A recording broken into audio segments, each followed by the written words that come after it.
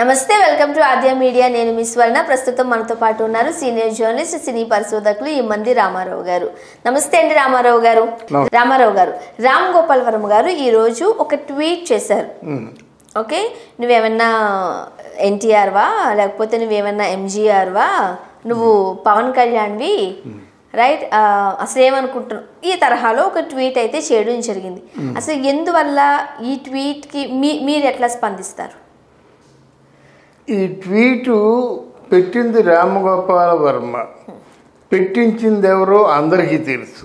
ఈయన నువ్వు ఎంజీఆర్వి కాదు, నువ్వు ఎన్టీఆర్వి కాదు, నువ్వు పవన్ కళ్యాణ్వి అనడానికి ఈయనకి ఏదో అర్హత ఉండాలి కదా. ఈయన ఇండస్ట్రీలో అందరికంటే ముందుకు పుట్టలేదు.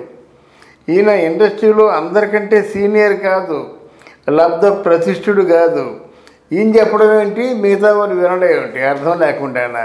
ఈయన రూపాయి దాన ధర్మాలు చేయటం లేదు.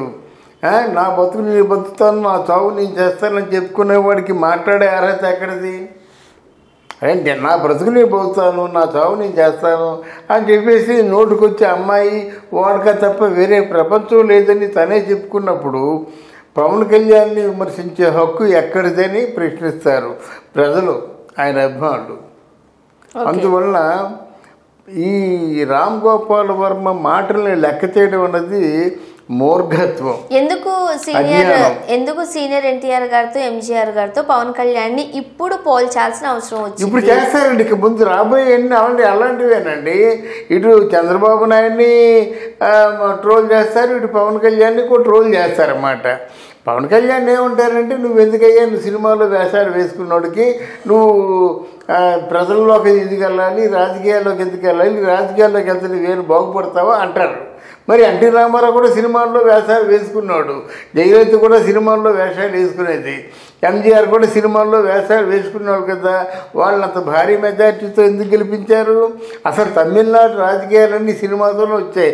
పెరియార్ రామస్వామి, అన్నాదురై, కరుణానిధి, ఎంజీఆర్ వీళ్ళందరూ సినిమా వాళ్ళే కదా. సినిమాకి రాజకీయాలకి అసలు ముడిపెట్టింది మొట్టమొదటిసారిగా అక్కడ తమిళనాడు వాళ్ళే. ఇక్కడ అలాగే ఉన్నారు. నువ్వు మధ్యలో నువ్వు లేచి నువ్వేదో వ్యాఖ్యానం చేయడానికి నీకున్న క్యాలిబర్ ఏమిటి, నీకున్న అర్హత ఏమిటి, నీకున్న విలువ ఏమిటి? విలువ ఏంటంటే నాకు కావలసిన జీవితంలో వాడక, లేదా అమ్మాయి అంగాంగ సౌందర్యం ఏ కదా వాగుతావు ఎంతసేపు. నువ్వు వచ్చిన 10 మంది వచ్చినట్టయితే 10 మంది కూడా ముద్దులు పెట్టుకుంటావు, కాళ్ళు నాగుతావు, ఏదో వేలు నాగుతావు. ఇట్లాంటి ఒక దరిద్రగుడి పనులు చేసుకుని ఉన్నవాడు నువ్వు విలువల గురించి ఎలా చెప్తావు? చెప్తే మాత్రం ఎందుకు కరెక్ట్ అవుతాయి? ఎవరు నమ్ముతారు ఆ విలువల్ని? ఎవరో చెప్పించుకుంటారు. ఇప్పుడు ఎవరో చెప్పించుకుంటారు, ఆ డబ్బులు ఇస్తారు, నీకు ఏదో ప్యాకేజీ ముడుతుంది, ఆ ప్యాకేజీ ప్రకారంగా చెప్పించుకుందేమో అజ్ఞానులు, మూర్ఖులు వింటారు. అంతేగాని న్యాయంగా అసలు ఆయన ప్రజలకు ఏం చేస్తున్నాడు, ప్రజలకు ఎంత మంచి చేస్తున్నాడు, ప్రజల కోసం ఆయన అహోరాత్రులు కష్టపడి డబ్బంతా ఎలా జారబోతున్నాడు అని కళ్ళతో చూసిన వాళ్ళు ఎవరు నీ మాటలకి ఈషన్ మాత్రమైన విలువ ఎవరు అది తెలుసుకోవాలి. ముఖ్యంగా పవన్ కళ్యాణ్ గారు ఈ మధ్య కాలంలో అన్ని రీమేక్ సినిమాల మీద పడ్డారు. సొంత కథలు ఆయన ఎంచుకోవడం లేదు. మళ్ళీ మెగా ఫ్యామిలీలోనే లేకపోతే మెగా కాంపౌండ్లోనే ఉండే ఆ హీరోని నేర్చుకో, ఈ హీరోని చూసి నేర్చుకో, నువ్వెందుకు రీమేక్ సినిమాలు చేస్తున్నావు అంటూ రామ్ గోపాల్ వర్మ గారు ప్రశ్నిస్తున్నారు. అవును, మీరేమంటారు? మరి రామ్ గోపాల్ వర్మ ప్రశ్నించడానికి ఆయనకు అర్హత లేదమ్మా. ఎందుకు ప్రశ్నిస్తావు? నువ్వు రామ్ గోపాల్ వర్మ ప్రశ్నను, లేకపోతే ఇంకెవరో ఒక ఆడమనిషి ఉందిలేండి, ఆ పేరు ఎందుకు ఉచ్చరించడం, అట్లాంటి వాళ్ళు ప్రశ్నిస్తే ఎవరు? గుంపులో గోవింద. నీ ప్రశ్నకి అర్థం ఎక్కడుంది? నువ్వేమైనా ఇప్పుడు మనకున్న వాళ్ళలో పెద్దవాళ్ళు ఎవడు? రాఘవేంద్ర రావా నువ్వు? లేదా అంతకంటే పెద్దవాళ్ళు ఎవరన్నా విజయేంద్ర ప్రసాద్ ఇట్లాంటి వాడివా? ఎవరు నువ్వు? అసలు నీకున్న విలువ ఏమిటి, నీకున్న అర్హత ఏమిటి, నువ్వెందుకు ప్రశ్నించాలి, నీ ప్రశ్నకి ఎందుకు సమాధానం చెప్పాలి?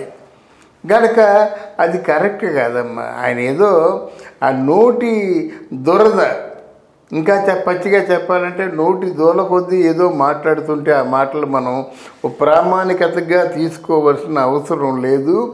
పవన్ కళ్యాణ్ కానీ పవన్ కళ్యాణ్ అభిమానులు కానీ అసలే తీసుకోవాల్సిన అవసరం లేదు. అవసరం నిద్రాహారాలు మానేసి ఆ ప్రజల కోసం పవన్ కళ్యాణ్ జనసేన వీర మహిళలు తిరుగుతుంటే ఊసిపోని కబుర్లు ఎందుకు చెప్తావు? నీ మాటల వల్ల ఎవరు మారిపోతారనుకున్నావు? నీ మాటల వల్ల అపోజిషన్ పార్టీ నీకు ఎవరైతే ఈ వర్క్ ఇంట్రెస్ట్ చేశారో కొన్ని కోట్లు నీకు ముట్టజెప్పి వారికి ఒక్క ఓటైనా రాలుతుందా? లేదా జనసేనలో ఒక్క ఓటైనా పోతుందా? దానికోసం ఎందుకయ్యా ఈ నోటి దురద కబుర్లు మాట్లాడుకోవడం? చక్కగా హాయిగా ఆ నాలుకను అదుపులో ఉంచుకుంటే మంచిది. రామకృష్ణ పరమహంస చెప్తాడు, నాలుకను అదుపులో ఉంచుకుంటే లోకమే వాని వశం అని చెప్పేసి అది నేర్చుకుంటే బాగుంటుంది. రామ్ గోపాల్ వర్మ గారు ఏ విషయానికి స్పందించినా సరే అది వైరల్ అయిపోతూ ఉంటుంది. సో ఆయన ఏం మాట్లాడినా వైరల్ అవుతుంది కాబట్టి ముఖ్యంగా పవన్ కళ్యాణ్ గారిని టార్గెట్ చేస్తున్నారు. అండ్ పవన్ కళ్యాణ్ టార్గెట్ చేస్తే ఇంకా వైరల్ అవుతారు కాబట్టి సరిగ్గా సినిమాలు లేకపోవడం వల్ల రామ్ గోపాల్ వర్మ గారికి ఏం చేయాలో అర్థం కాక ఇలా పక్క వాళ్ళ మీద కాస్త బాణాలు విసురుతున్నారు అంటూ ఒక వర్గం వారి అభిప్రాయం. సినిమానే కాదమ్మా, ఏదో రూపంలో డబ్బులు తెచ్చుకుంటాడు. ఆయన డబ్బులు తెచ్చుకోవడానికి ఏం లేదు. 2 లక్షలు ఖర్చు పెడతాడు, ₹1 కోటి సంపాదిస్తాడు. ఆయనకున్న చౌక తెలివితేటలు ఇంకెవరికీ లేవు కనుక ఇది ఎవరో ఇప్పుడు లక్ష్మీ ఎన్టీఆర్ సినిమా తీశారు, అలా ఎవరో ఏదో ప్యాకేజ్ ఇచ్చి ఉంటారన్నమాట. నీకు బదనాం చేసినట్టయితే చంద్రబాబు నాయుడిని పవన్ కళ్యాణ్ని బదనాం చేస్తే ఇంత అమౌంట్ ఇస్తాం. ఆయన ఏదో విధంగా వాళ్ళ మీద మానసికంగా దెబ్బతీయు, మానసికంగా వాళ్ళు గాయపడేలా చెయ్యు. వాళ్ళేమో పూర్తిగా గాయపరిచి వాళ్ళ మనోభావాలు దెబ్బతీసినట్టయితే పార్టీలో ఊడిపోయేలా చెయ్యు. నీకు ఇంత ముట్ట చెప్పుకుంటూ ఉంటారు. ఆ పని చేస్తున్నాడు ఆయన.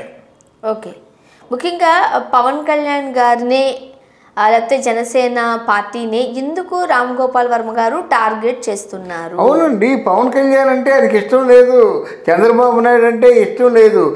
జగన్ని టార్గెట్ చేయొచ్చు కదా. నువ్వు సమాజ స్థాపన కోసం ఎదురు చూసేవాడివి, సమాజానికి న్యాయం జరగాలని కోరుకున్న వాడివి, లేకపోతే ఇంకేదో సమాజాన్ని ఉద్ధరిద్దామని కోరుకున్న వాడివి. అప్పుడు నువ్వు ఇంకా వైఎస్ఆర్ కాంగ్రెస్ పార్టీలో ఉన్న జగన్మోహన్ రెడ్డిని తదితర నాయకులను కూడా ప్రశ్నించవచ్చు కదా. ఏ నాయకుడైనా పనిచేస్తున్నాడా? ఏ నాయకుడైనా సర్వీస్ చేస్తున్నాడా? అందులో ఉన్నటువంటి లేడీ మినిస్టర్లు వాళ్ళని ప్రశ్నించవచ్చు కదా. అందులో ఉన్న డ్రామా వేషగాడు కొంతమంది డ్రమటిక్గా మాట్లాడేవాళ్ళు, వాళ్ళని ప్రశ్నించవచ్చు కదా. వాళ్ళని ప్రశ్నించడం నీ నోరైపోయింది. ఎందుకు వాళ్ళ దగ్గర మౌనం, ఇక్కడేమో మిరపకాయ చెనకాగలా కలుగుతావు. నువ్వు ప్రశ్నించినట్టయితే వాళ్ళని ప్రశ్నించు, వీళ్ళని ప్రశ్నించు. అదే కాకుండా ఏకపక్షంగా నువ్వు ప్రశ్నించినట్టయితే నీ ప్రశ్నలకు అర్థమే ఉంటుంది, నీ ప్రశ్నలకు విలువే ఉంటుంది. అంతే కదమ్మా. అందరినీ ప్రశ్నించు, ఎవరు తప్పు చేస్తే వాళ్ళని ప్రశ్నించు, తప్పు చేసేవాడిని నిలదీయు.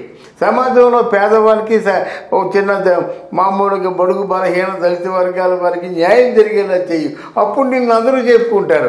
అభిమానేసి ఒక్క చంద్రబాబు నాయుడు దొరికాడు, లేకపోతే జనసేన పవన్ కళ్యాణ్ దొరికాడు, వాళ్ళని ఏదో మాట్లాడుతున్నాము, వాళ్ళని ఎవరితోనో పోల్చి డిగ్రేడ్ చేస్తాము అంటే కుదరదు.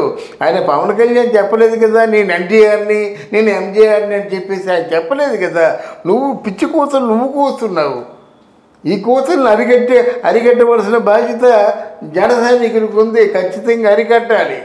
లేకపోతే వీళ్ళు సృష్టించిపోతారన్నమాట. నోటికి ఏమొస్తే అదే వాగుతారు. ఆ వాగులు లేకుండా జాగ్రత్తగా వాళ్ళ నోరు కట్టవలసిన బాధ్యత జన సైనికులకు ఉంది, వీర మహిళలకు కూడా ఉంది. Thank you so much. Thank you అమ్మా, థ్యాంక్ యూ వెరీ మచ్.